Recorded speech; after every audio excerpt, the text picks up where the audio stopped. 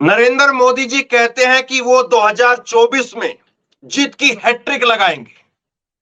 ये वो दावा बार बार कर रहे हैं, कई अलग अलग मंचों से वो कर चुके हैं कि 2024 में हम जीत की हैट्रिक लगाएंगे।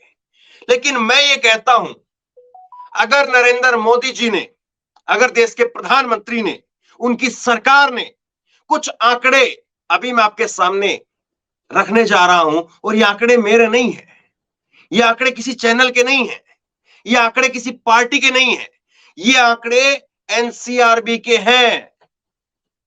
एनसीआरबी मोदी सरकार के ही आंकड़े हैं, और ये आंकड़े ये बता रहे हैं कि मोदी सरकार ने अगर इस पनौती से, पनौती मतलब ये जो फजीयत हो रही है, छीछालेदर हो रही है, आंकड़े ये बता रहे हैं कि सरकार सुरक्षा के मुद्दे पर, अपराध रोकने के मुद्दे पर फेल नजर आ रही है। मैं ये कहता हूं कि अगर इस पनौती के ऊपर लगाम नहीं लगाई गई तो 2024 में हो सकता है कि मोदी जी की लुटिया डूब जाए। 2024 से पहले मोदी जी इस पनौती से, एनसीआरबी के आंकड़ों से कैसे अपना पिंड छुटाएंगे, सवाल ये है। और इसी सवाल पर आज सबसे बड़ा मैं सवाल आपके सामने रखने जा रहा हूं। क्या देश के लोगों को इन आंकड़ों से फर्क पड़ता है या नहीं पड़ता है? क्या देश इन आंकड़ों को लेकर के सरकार से सवाल पूछना चाहता है या नहीं पूछना चाहता है? क्या देश चाहता है कि इन सवालों के ऊपर मोदी सरकार की घेराबंदी की जाए या ना की जाए, या बोल दिया जाए जय जय मोदी, हर हर मोदी, घर घर मोदी? ये आपके ऊपर मैं छोड़ता हूं। सबसे पहले आप ये खबर देखिए, एनसीआरबी की रिपोर्ट बताती है कि देश भर में 45% हेट स्पीच के मामले बढ़ गए हैं पिछले 2 साल के अंदर। मोदी जी की गारंटी है सबका साथ सबका विकास की, लेकिन यह गारंटी एनसीआरबी के आंकड़ों में टाइटाई फिस होती हुई नजर आती है। इस खबर को आप शेयर जरूर करना, अपना टाइम निकालना, 5 मिनट 10 मिनट का टाइम निकालना, और व्यक्ति व्यक्ति तक ये खबर जो है पहुंचा देना, ताकि सरकार के ऊपर कम से कम ये तो एक प्रेशर आए कि गोदी मीडिया आज के दौर में जो नहीं बोल रहा है, जो सरकार की वाहवाही में लगा हुआ है, जो बता रहा है कि मोदी जी ने 3 राज्य जितवा दिए हैं, तो वहां तक ये खबर जरूर पहुंचे और पता चले कि साहब आज के इस दौर में भी हालत क्या है। और यही खबर आप देखते रहिए, अंग्रेजी की खबर, और इसमें से कुछ आंकड़े, चुनिंदा आंकड़े मैं आपको बताता हूं। इसमें से जो है वो आप ये देखेंगे 2021 में एनसीआरबी की रिपोर्ट अब आई है, तो 2021 के लिए एनसीआरबी की रिपोर्ट बताती है कि बच्चों के खिलाफ जो मामले थे वो बढ़ गए हैं। 2021 में बच्चों के खिलाफ मामले दर्ज हुए थे, वो 1,54,404 बच्चों को लेकर के, बच्चों के खिलाफ जो हिंसात्मक प्रवृत्ति अपनाने के मामले हो, बच्चों को चोट पहुंचाने के मामले हो, बच्चों का शोषण करने के मामले हो, इस तरह के मामले 1,54,404 मामले दर्ज किए गए थे 2021 में, और 8% ये मामले बढ़ करके हो गए 2022 में 1,62,449। और इसके बाद दूसरा आंकड़ा देखिए, एससी के खिलाफ मामले, शेड्यूल कास्ट के खिलाफ मामले, वो 2021 में थे 50,900 मोदी सरकार में, कम नहीं हुए, और वो आंकड़े बढ़ करके 2021 में हो जाते हैं 57,582, करीब करीब 7,000 मामले बढ़ गए। और इसके बाद में एसटी के खिलाफ मामले 8,802 मामले थे 2021 में, और वो मामले बढ़ करके 10,064 हो गए हैं एसटी के खिलाफ। इसके बाद अगली रिपोर्ट देखिए आप, जनसत्ता की रिपोर्ट क्या कहती है। जनसत्ता की रिपोर्ट देखिए, और जनसत्ता की रिपोर्ट कहती है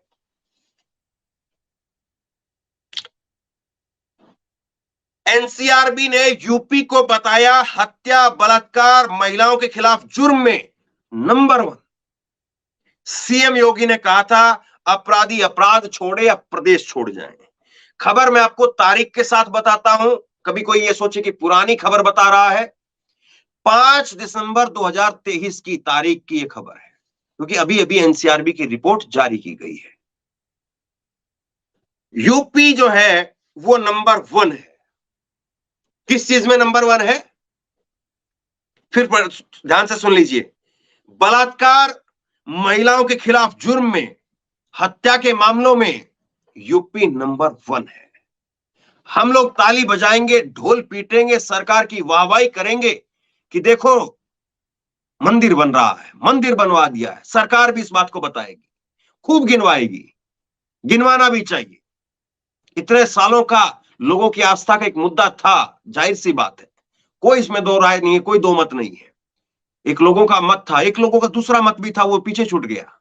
लेकिन क्या जिस चीज को लेकर के सरकार अपनी पीठ थपथपाती है, वो मुद्दा सरकार की जहन में कहीं पर है भी, या सरकार केवल और केवल इस मीडिया के सहारे अपनी वाहवाही, अपनी छवि चमकाने में लगी हुई है? सवाल ये है। इसके बाद दूसरी खबर वायर की, पुरानी खबर नहीं, अभी की खबर, 6 दिसंबर 2023 यानी आज की खबर। क्या है? 2022 में देश में हर दिन अपहरण के 294 से अधिक केस दर्ज हुए। सर्वाधिक मामले उत्तर प्रदेश के अंदर है। किडनैपिंग के मामले सबसे ज्यादा उत्तर प्रदेश में हो रहे हैं। एक बयान आपको याद है, उत्तर प्रदेश के मुख्यमंत्री योगी आदित्यनाथ ने कहा था हम फिल्म सिटी लेकर के आएंगे, और फिल्मों में खूब दिखाया जाता ना किडनैपिंग का मामला। मुझे लगता है फिल्म सिटी लाने की जरूरत ही नहीं है। तंज अलग जगह पर है, लेकिन ये आंकड़े करारे तमाचे की तरह से है अगर कोई समझे तो। और ये किसी भी सरकार के ऊपर एक पनौती के तरीके से है। ये आंकड़े, इससे बड़ी पनौती और कुछ नहीं हो सकती है। दूसरा, मैं आपको इसी के साथ में चाहता हूं कि एक बार आप योगी आदित्यनाथ की वो दहाड़ करके बोलने वाली वाणी, ओजस्वी वाणी सुनिए, जब वो उत्तर प्रदेश की विधानसभा में बोल रहे थे मिट्टी में मिला देंगे। लेकिन उत्तर प्रदेश तो नंबर 1 है साहब, किसको मिट्टी में मिलाया जा रहा है पता नहीं चल रहा है।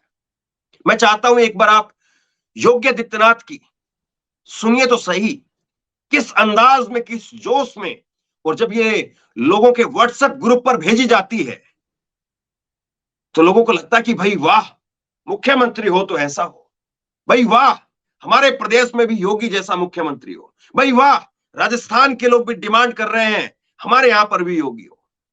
लेकिन आंकड़े क्या कह रहे हैं साहब? आंकड़े कह रहे हैं कि योगी जी की सरकार, डबल इंजन की सरकार, अपराध रोकने के मामले में नंबर 1 नहीं है, अपराधों के मामलों में नंबर 1 है। सुनिए जरा एक बार, मिट्टी में मिला देंगे। इसे हाउस में कह रहा हूं, इस माफिया को मिट्टी में मिला देंगे। सरकार किसकी है? फिर मैं कह देता हूं, इसे हाउस में कह रहा हूं, इस माफिया को मिट्टी में मिला देंगे। सरकार किसकी है?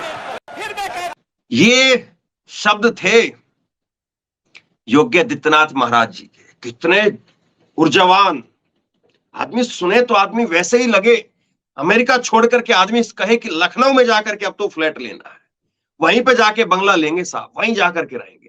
मैं बिल्कुल ये नहीं कह रहा हूं कि यूपी जो है वो बहुत खराब है, लेकिन मैं ये जरूर कह रहा हूं कि आंकड़े ये बताते हैं कि यूपी इस तरह के मामलों में खराब है, और ये मामले पलीता लगाते हैं, ये मामले पनौती बताते हैं किसी भी सरकार के लिए। आज चाहे अखिलेश यादव की सरकार होती और अखिलेश यादव की सरकार के लिए इस तरह के आंकड़े आए तो उनकी सरकार के लिए पनौती है ये। इसके बाद आगे देखिए, आप आगे देखिए, और ये खबर क्या कहती है? महाराष्ट्र में सबसे ज्यादा दंगे।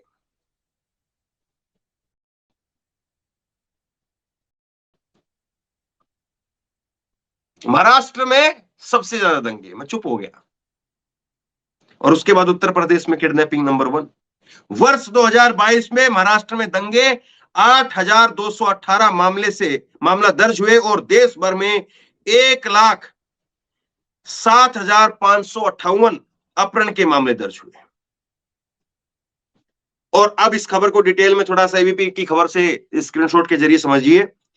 भारत में 2022 में दंगे सबसे अधिक 8,218, मामले महाराष्ट्र में दर्ज किए गए राष्ट्रीय अपराध रिकॉर्ड ब्यूरो एनसीआरबी के नवीनतम आंकड़ों में यह जानकारी दी गई है। केंद्रीय गृह मंत्रालय के तहत काम करने वाले, ये और बड़ी फजीयत वाली बात है, अमित शाह इसके बॉस हैं। केंद्रीय गृह मंत्रालय के तहत काम करने वाली एनसीआरबी ने सोमवार को भारत में अपराध 2022 रिपोर्ट जारी की है। इस रिपोर्ट के अनुसार भारतीय दंड संहिता की धाराओं के तहत आपराधिक मामले दर्ज करने में महाराष्ट्र उत्तर प्रदेश के बाद में दूसरा स्थान पर रहा है। तो ये सब ये आंकड़े हैं और आंकड़ों में बहुत ज्यादा कुछ मेरे हाथ में नहीं है कि मैं चीजें किस तरह से बताऊं या किस तरह से छोड़ दूं। अब इसके बाद देखिए आप, जब उत्तर प्रदेश की इतनी बातें हो रही है, महाराष्ट्र की इतनी बातें हो रही है, तो जरा थोड़ी सी बात जो है वो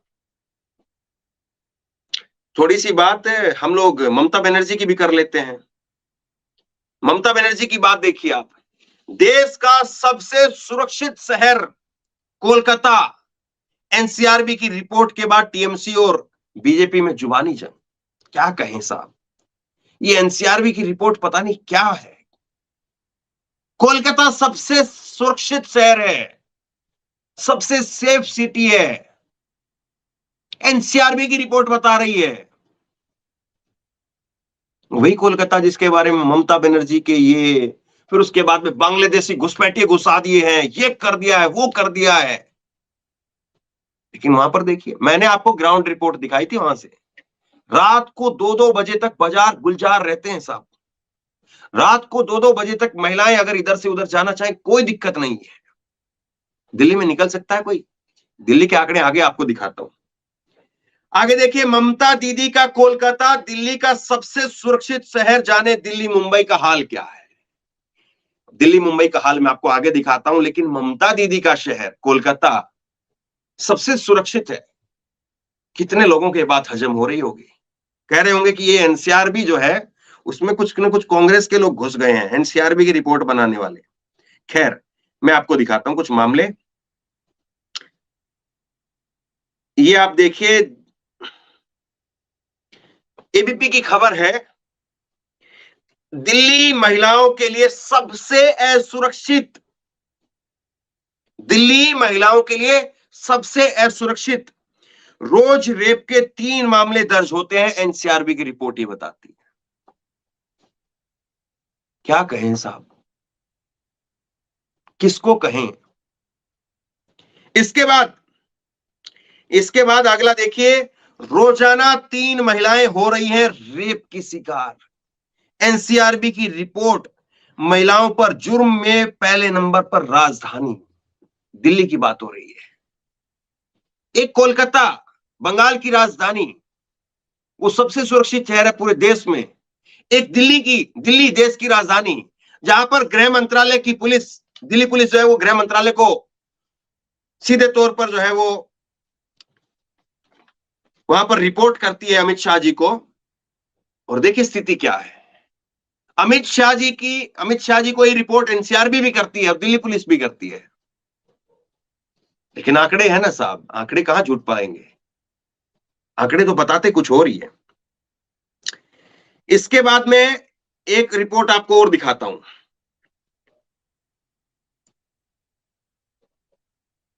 आज तक की एक रिपोर्ट देखिए, अभी की ये सारी रिपोर्टें अलग अलग मैं आपको हेडलाइन के जरिए समझा रहा हूं। दिल्ली में साल 2022 में दर्ज हुए 3 लाख आपराधिक मामले।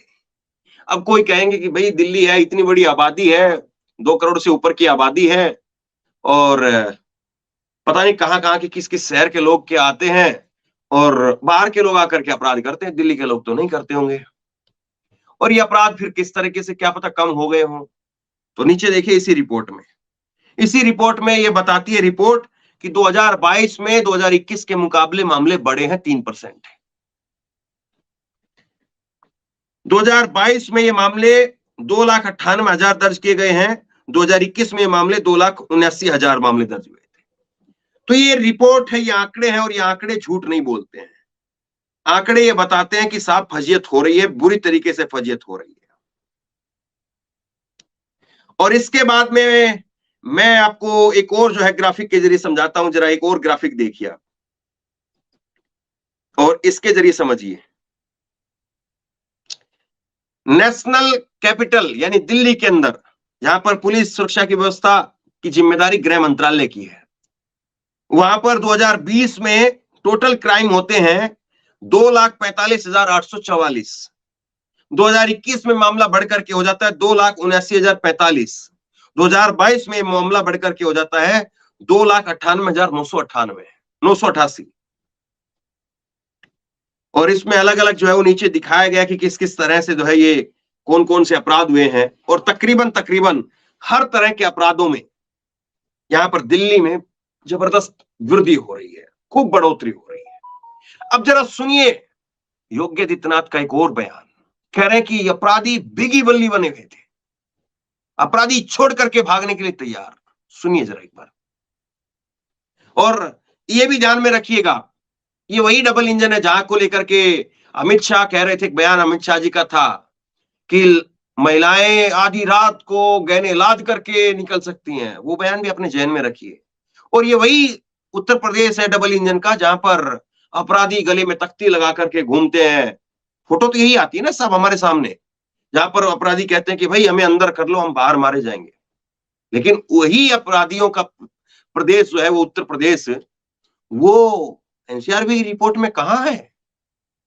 अपराधी उत्तर प्रदेश जो है वो उत्तम प्रदेश बनाने की बात कही जाती है कि उत्तम प्रदेश बनाएंगे, लेकिन उत्तम प्रदेश नहीं, अपराधों में नंबर 1 प्रदेश क्यों बन रहा है?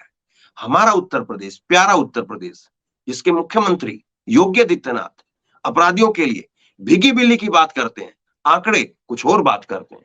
सुनिए जरा मुख्यमंत्री योगी आदित्यनाथ जी को।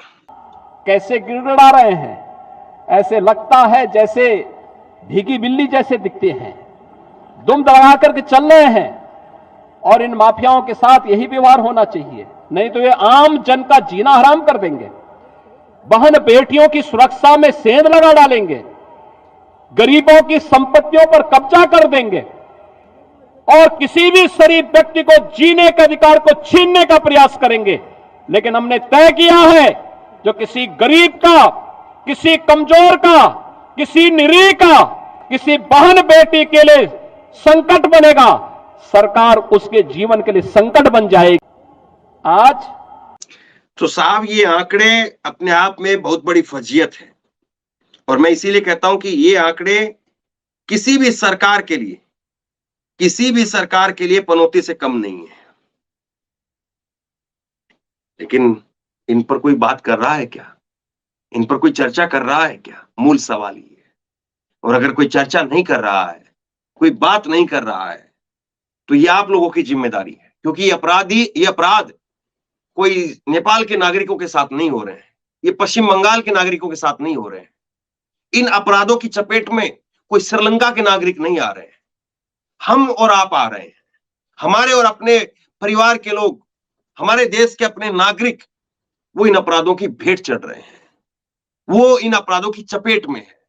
और कोई भी सरकार हो, सबसे पहला काम उसका यही होना चाहिए, सबसे पहले उसकी गारंटी यही होनी चाहिए कि इस प्रकार की पनौती से हम देश को निजात दिलवाएंगे, इस प्रकार की पनौती से हम देश को छुटकारा दिलवाएंगे। लेकिन क्या ये होता हुआ नजर आ रहा है? क्या ये पनौती बढ़ रही है या ये पनौती खत्म हो रही है? मूल सवाल ये है। उत्तर प्रदेश बहुत प्यारा प्रदेश है। उत्तर प्रदेश में अब राम मंदिर के जरिए बहुत बड़ी संख्या में लोगों को वहां पर एक पर्यटन भी बढ़ेगा, लोगों का वहां पर रोजगार भी बढ़ेगा, कोई इसमें डाउट नहीं है। लेकिन क्या उसी उत्तर प्रदेश में किस तरह से अपराध बढ़ रहे हैं, क्या उसको लेकर के किसी की चिंता है? और जाहिर सी बात है, जब पर्यटन बढ़ेगा, रोजगार के अवसर वहां पर बढ़ेंगे और लोग आएंगे वहां पर, तो एक संभावना यह भी होती है कि कहीं ना कहीं लोगों के साथ में कोई अनहोनी ना हो जाए, एक संभावना यह भी होती है। तो जितनी तैयारियां 2024 के चुनाव से पहले उत्तर प्रदेश के जरिए देश के प्रधानमंत्री नरेंद्र मोदी जी की, बीजेपी की, आरएसएस की, योगी आदित्यनाथ की सरकार की, और तमाम बीजेपी की राज्य की सरकारों की, या और तमाम देश की सरकारों की हो रही है, मुझे लगता है कि उससे बड़ी तैयारी होनी चाहिए इस पनौती से छुटकारा पाने की। ये पनौती अपने आप में हमारे देश के लिए कलंक की तरह से है।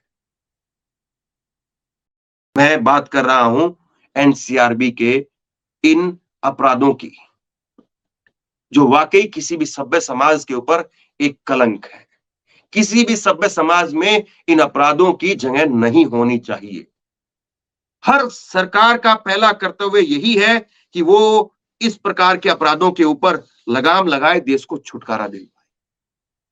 तो बहरहाल बहुत बड़ी खबर है और मैं आप लोगों से सिर्फ और सिर्फ यही गुजारिश कर सकता हूं कि आप इस खबर को अपना 5 मिनट का 10 मिनट का समय निकालिए, लोगों तक पहुंचाइए, क्योंकि बाकी लोग आपको खबर शायद नहीं बता पाएंगे, बाकी चैनलों पर आपको शायद ये खबर नहीं दिखेगी। इसलिए आप अपनी जिम्मेदारी समझिए। कम से कम आप इन अपराधों को रोकने के लिए, एक जागरूकता फैलाने के लिए, सरकार को आईना दिखाने के लिए आप अपनी जिम्मेदारी जरूर निभा सकते हैं। शेयर कीजिए इस खबर को, जरूर शेयर कीजिए। और आप क्या सोचते हैं नीचे कमेंट बॉक्स में लिख करके मुझे जरूर बताइए। और इसी तरह की तमाम खबरों के लिए ऑनलाइन न्यूज इंडिया को सब्सक्राइब कीजिए, साथ में जो बेल आइकन है घंटी उसको जरूर दबाइए, ताकि जैसे ही कोई खबर अपलोड करें उसकी नोटिफिकेशन सीधे सबसे पहले आपको मिल सके। अगर ये वीडियो फेसबुक पर देख रहे हैं तो फेसबुक पर हमारे पेज को लाइक कीजिए, फॉलो कीजिए और इस खबर को शेयर कीजिए।